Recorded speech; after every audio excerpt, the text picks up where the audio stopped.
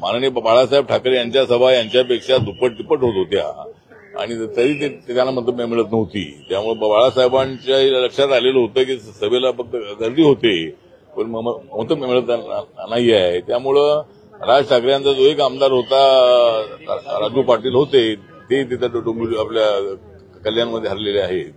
त्यामुळं राज ठाकरे यांचं जे काय आता त्यांचं जे इंजिन आहे रेल्वेचं इंजिन आहे ते रेल्वेचं इंजिन आता खटारा झालेलं आहे आणि ते रेल्वेचं इंजिन आता इथून पुढे काय जाणार नाही आहे.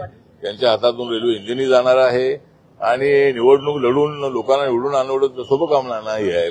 भाषण करून काही निवडून येता येत नाही आहे. त्यामुळं त्यांनी आपल्या मुलाला तिथं उभं नाही करायला पाहिजे होतं. म्हणजे एकतर घराणेशाहीच्या विरोधामध्ये बोलायचं आणि लगेच आपल्या मुलाला त्या ठिकाणी उभं करायचं. तर त्याला एवढा अजून तो तरुण आहे, त्याला संधी पुढच्या काळामध्ये मिळाली असती. आपल्या शहरातील ताज्या घडामोडी पाहण्यासाठी हल्ला बोल भारत न्यूजला सबस्क्राईब करा आणि बेल आयकॉन प्रेस करा.